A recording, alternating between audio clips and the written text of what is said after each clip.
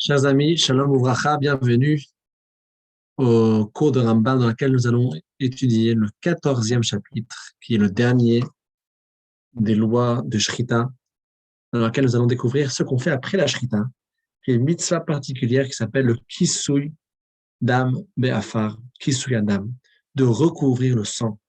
Après la Shrita, la Torah nous demande de ne pas laisser le sang à découvert, mais nous avons une mitzvah particulière de couvrir le sang. Halacha Aleph. Dit le Rambam. Mitzvah taseh lechasot dam shchitat chaya tehora או עוף טהור. שנאמר שיצוד צאת חיה או עוף אשר יאכל ושפך את דמו וכיסהו באפה. לפיכך חייב לברך קודם שיכסה ברוך אתה השם אלוהינו לעולם אשר קידשנו במצוות וציוונו על כיסוי הדם. Donc c'est une mitzvah taseh, un commandement positif de recouvrir le sang d'un animal sauvage pur ou d'un volaille pur qui a eu la shrita, et il y a une bracha récitée avant. On va voir bientôt que les behemoth, donc les bétails, eux c'est différent, il n'y a pas la mitzvah de recouvrir le sang. On va bientôt aussi expliquer pourquoi. Alachabet dit le Rambam, Kisui Adam noeg bim mizuman, uveshe eino mizuman. לא למה שיצוד אלא בהווה, ונוהג בחולין, ואינו נוהג במוקדשים, בין קודשי מזבח, בין קודשי בית הבית, ובעבר ושחתן, אינו חייב לכסות. שחט חיה עוף, אחר כך הקדישן, או הקדיש את הדם, חייב לכסות. La mitzvah de recouvrir le sang, c'est que l'animal soit sauvage ou bien qu'il soit adopté, ça ne change pas. Asher yatzud, c'était juste parce que c'est le cas commun que les chayas, ils sont plutôt chassés que plutôt que adoptés et qu'ils soient là à la maison. Voilà, donc chayas, c'est les animaux sauvages. C'est pour ça qu'on a parlé là-bas dans l'expression de la Torah et asher yatzud. C'est pour ça qu'on a parlé d'attraper l'animal. Par contre, dans tous les cas, tant qu'on est dans la même espèce d'animal, dans les animaux sauvages ou dans les volailles qui sont cachères, qu'il y a eu la shrita, il y a la mitzvah de recouvrir le sang. Par contre, la mitzvah, c'est uniquement dans le sang quand c'est choulin, et pas lorsque c'est mukudashi, pas lorsque c'est sanctifié. Alors que ce soit sanctifié pour le mettre et le sacrifier sur le misbéach, ou bien que ce soit sanctifié uniquement pour ensuite traduire et convertir sa valeur pour l'entretien du Beth Amikdash. Dans ce cas-là, il n'a pas l'obligation de le recouvrir le sang. Si par contre il a fait la shrita et seulement par la suite qu'il a sanctifié le sang ou bien l'animal en question, il a toujours l'obligation de recouvrir le sang vu que la mitzvah vient au moment dans lequel on fait la shrita et que le sang sort de l'animal. Et donc, quelle est la raison qu'on n'a pas besoin de recouvrir le sang des animaux qui sont mukdashim, qui sont sanctifiés?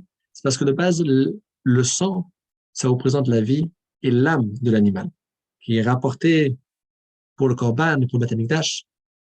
Et c'est lorsque le sang sort, donc la vie de l'animal sort, sans que ce soit sanctifié pour le Beth Amikdash, c'est là qu'il y a besoin de le recouvrir. Dans le Beth Amikdash, on n'a pas besoin de recouvrir, lorsqu'on faisait la shrita, des bêtes, des animaux. Et pareil, lorsqu'on a ici les mukdashim, même si c'est à l'extérieur du Beth Amikdash, il n'y a pas d'obligation de les recouvrir le sang. Parce que là-bas, le sang qui ressort, il garde toujours son importance et sa valeur de l'âme de l'animal. Bien au contraire, c'est une âme qui va s'élever encore plus et qui va s'élever pour Hachem. Halacha suivante, dit le Rambam. Kilaim haba mi behema vechaya. Vechen b'ya shisrek behema vechaya, tzarich lechasot, ve'eino mevarech, והשוחט החולה בשבת חייב לעשות לאחר השבת, ולכן השוחט כליים הספק ביום טוב, וכן דמו לאחר יום טוב. Si on a fait la shrita à un kilaim, un animal qui est issu d'un croisement entre un animal domestique et un animal sauvage, l'animal domestique, on n'a pas d'obligation de faire la mitzvah de recouvrir son sang. Pourquoi? Ça suit la même ligne que je viens d'expliquer, qui est expliquée dans le Ramban et dans le Chinuch, qui disent que lorsque j'ai un animal domestique, puisque c'était majoritairement, à l'époque du Beth Amikdash, c'était utilisé pour des corbanotes. Les gens ramenaient plus d'animaux domestiques pour corban, dont partiellement des parties qui étaient mangées, plutôt que de ramener ces animaux en tant que steak et repas ordinaires. Donc, puisqu'ils gardaient leur forme dans le sang, leur forme de l'âme, c'est pour ça qu'il n'y avait pas besoin de le recouvrir. Maintenant aussi, d'ailleurs, puisque la majorité des animaux domestiques, ils étaient comme ça historiquement, et comme à chaque, ils vont revenir à ce statut, on n'a pas l'obligation de recouvrir le sang. Mais si j'ai un animal qui était issu d'un croisement entre un animal domestique et un animal sauvage, est-ce que je dois recouvrir le sang? On dit oui, on recouvre, mais sans bracha. Si on a fait la shrita Shabbat pour une personne qui était malade, il y avait besoin de faire la shrita pour lui, alors je vais faire la shrita Shabbat, mais la mitzvah de recouvrir le sang, elle va attendre jusqu'après Shabbat. Pareil, si j'ai fait la shrita à un animal qui est kilaïm, qui est issu d'un croisement entre un animal sauvage et domestique, alors on va couvrir le sang après Shabbat, après Yom Tov. Parce que Yom Tov, on a le droit de faire la shrita. Mais si j'ai fait la shrita dans kilaïm, alors on attend après Yom Tov pour recouvrir le sang. הלכה ד' השוחט עופות מן החיה במקום אחד, מפרק ברכה אחת, וכיסוי אחד לכולן, דם שתערב במים יש במר ידם, חייב לכסות, ואם לאו פטור מלכסות ונתערב ביין ובדם בהמה, רואים אותו כאילו אין מים, אם אפשר שיראה מרי אדם שחייב לכסותו, כשיעור זה אילו היה מים חייב לכסות הכל, ואם לאו פטור מלכסות. Celui qui fait la shrita de plusieurs volailles, plusieurs animaux sauvages dans le même endroit, est-ce qu'il doit recouvrir plusieurs fois? On dit non, il peut recouvrir une seule fois avec une seule bracha et il recouvre une fois pour tout. S'il y a du sang qui s'est mélangé dans de l'eau ou dans autre chose, s'il y a toujours l'aspect du sang qui est là-bas, il a l'obligation de recouvrir, et sinon il est exempté. Si c'est mélangé avec d'autres choses, avec du sang ou avec du sang d'un animal domestique, il n'y a pas l'obligation de le recouvrir, ou bien avec du vin qui est aussi rouge. Il faut considérer comme si ce vin ou bien ce sang d'animal domestique était de l'eau, et s'il y en a une quantité suffisante pour que ce soit dilué et que l'aspect ne soit plus l'aspect de sang, on n'est pas tour. Et si ce serait une quantité suffisante de vin ou autre pour diluer l'aspect du sang, si c'était de l'eau à la place du vin, dans ce cas-là, il n'est pas tour, il est exempté de le recouvrir. Le Rambam poursuit dans la halakha suivante, halakha he, kisao benitkala, eder chayab lechasoto, pa'am acheret, kisato aruach etzot lechasot, chazal nitkala achash kisato aruach chayab lechasot. S'il a recouvert et ensuite ça s'est découvert, il n'a pas l'obligation de le recouvrir encore une fois. Si c'était recouvert par du vent qui a fait le travail pour recouvrir, alors c'est déjà couvert, il n'a pas l'obligation de le recouvrir. Mais si le vent l'a couvert et ensuite le vent aussi l'a découvert, alors la Shem a ramené la mitzvah et donc à lui l'obligation de le recouvrir. Et le Rambam poursuit. Davantage chez Alasakim, im en shamdam elahu chayav lechasato, shachaz vibla dam bakarka, im rishon nikar chayav lechasot, im rishon nikar arez mi shekisato aruach upatur mi lechasot. Alors, le sang qui givre du couteau sur les côtés, ou bien le sang qui est resté sur le couteau, s'il n'y a pas d'autre sang, alors recouvre ce sang-là. Si le sang s'est avalé, s'est absorbé dans la terre, alors ça dépend s'il y a toujours une trace on peut reconnaître que voilà, il y a du sang qui s'est absorbé ici, il doit le recouvrir. Et si on ne le reconnaît pas, il n'y a pas l'obligation de le recouvrir. Halakha vav. El chayv chisul adam shchita raouya lachila shema asher ye'achel. לפיכך השוחט בניצת טרפה, או השוחט חולין באזהרה, או השוחט חיה או עוף שנגמר ניתן בסקילה, כל אחד נתנבלה בידו, פרטו לכסות, בכן חי רשות וקטן שחטו בינם לבין עצמם, אינם חייבים לכסות דם שחיטתם. Quand est-ce qu'il a l'obligation de recouvrir le sang? C'est si c'était une shrita qui était apte à être consommée. C'est écrit Asher Ye'achel.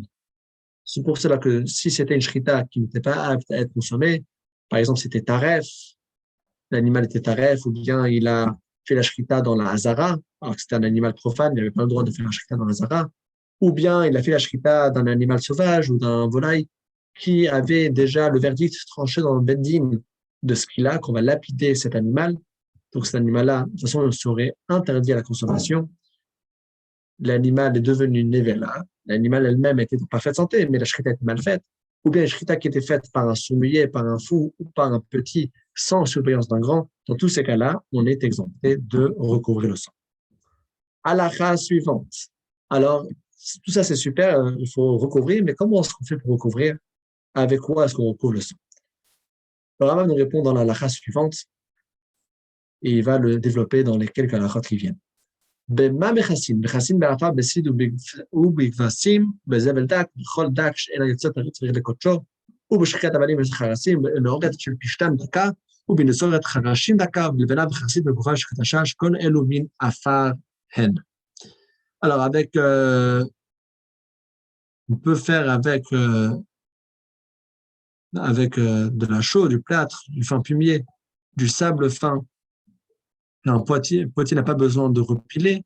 La poudre de pierre, les touques de fin de lin, les fins de copeaux, c'est les petits bois qui tombent lorsqu'on coupe avec la scie, les charpentiers, les briques, la boue qui est fine comme de l'argile, tous ces matériaux-là, ils sont comme une sorte de poussière et donc ils sont considérés cachers.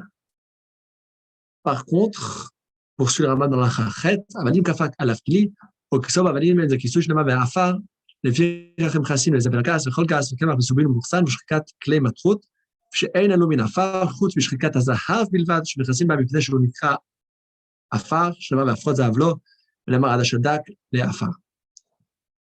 Donc, par contre, s'il a renversé dessus un récipient pour recouvrir le sang, alors ça ne marche pas, ou bien s'il recouvre le sang avec des pierres, c'est pas considéré comme une manière de couvrir, c'est pas de la poussière, et donc s'il recouvre avec du fumier qui est épais, du sable épais, de la farine, du poudre d'ustensile en métal.